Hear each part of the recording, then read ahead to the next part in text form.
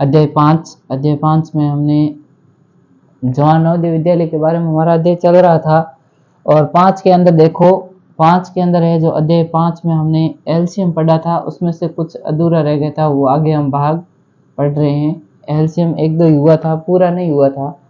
तो एलसीएम देखो कैसे निकालते हैं। एलसीएम निकालने के लिए इसका पूरा नाम लघुत्तम महत्व समापवर्तक होता है, और मैं आपको एलसीएम सिखा रहा हूँ।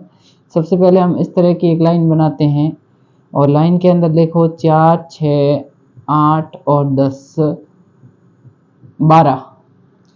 4, 6, 8 और 10 और 12 आपको अंक देखने, 4, 6, 8, 10 और 12। इसके अंदर हमें एलसीएम लेना है, तो हम सबसे पहले किसका भाग देंगे? छोटी संख्या। छोटी संख्या हम 2 से स्टार्ट करते हैं। 1 से भी दे सकते हैं, पर 1 है जो 1 सभी के पाड़े में आती है, इसलिए नहीं देते, हम 2 से स्टार्ट करते हैं। तो 2 के देखो, 2 का भाग 4 के अंदर देंगे तो 2 बार जाएगा, और 6 के अंदर देंगे तो हमारा 3 बार जाएगा, और 8 के अंदर देंगे तो 4 बार जाएगा, और 10 के अंदर देंगे तो 5 बार जाएगा, और 2 का भाग 6 के अंदर देंगे, 12 के अंदर देंगे तो 6 बार जाएगा। इसी तरह देखो, और 2 का भाग जा रहा है। जब तक 2 का भाग हमारा जा रहा होता है, तब तक हमें 3 का नहीं देना है। तो 2 का भाग 2 में 1 बार जा रहा है, 2 का भाग 3 में नहीं जाता है, तो 3 के 3 लिख देंगे। आगे देखो, 2 का भाग इसके अंदर भी 2 बार जा रहा है, इसके अंदर नहीं जाता है तो सेम लिख देंगे। इसके अंदर 2 का भाग 3 बार जा रहा है। अब देखो, इसके अंदर और जा रहा है, कहाँ जा रहा है? इस 2 के अंदर जा रहा है, तो 2 का भाग इसके अंदर 1 बार, इसके अंदर जाता नहीं, सेम टू सेम लिखेंगे। ये सेम टू सेम लिख दिया। 2 का भाग 2 में 1 बार, इधर 5 के 5 और 3 के 3। इसी तरह देखो, अब देखो 2 का भाग नहीं जा रहा है, क्योंकि 2 है जो किसी इसके अंदर नहीं आ रहा है। 2 का भाग, 2 के पाड़े वाली कोई संख्या नहीं आ रही, तो हम इसके अंदर है जो 3 का भाग देंगे।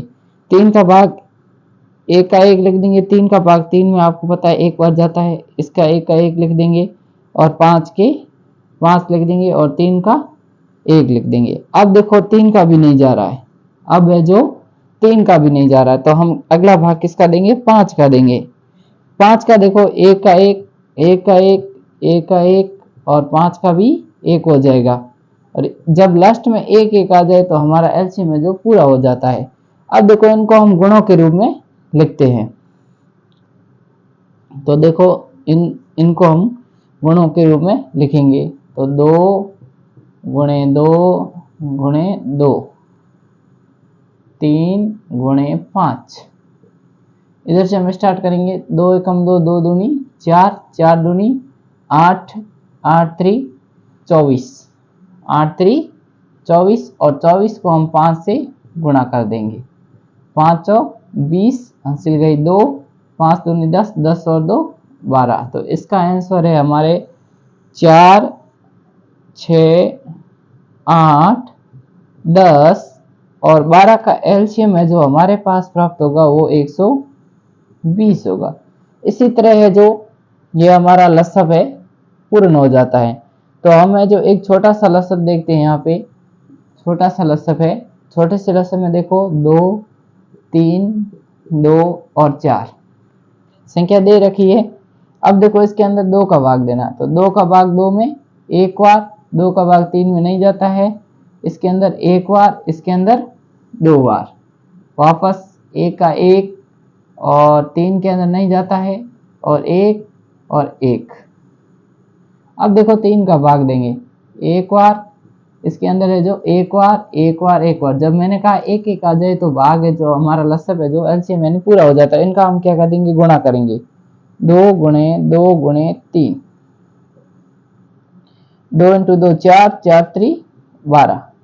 तो 2 3 2 और 4 का है जो एलसीएम हमारे पास आ जाता है 12। इसी तरह है जो हमारे एलसीएम है जो पूरे हो जाते हैं। एलसीएम है जो पूरे हो जाते हैं जो भाग विधि से है। अगला एलसीएम वीडियो हमारा रहेगा वो गुणनखंड विधि से रहेगा। गुणनखंड विधि से एलसीएम कैसे ज्ञात करते हैं। बहुत बहुत धन्यवाद।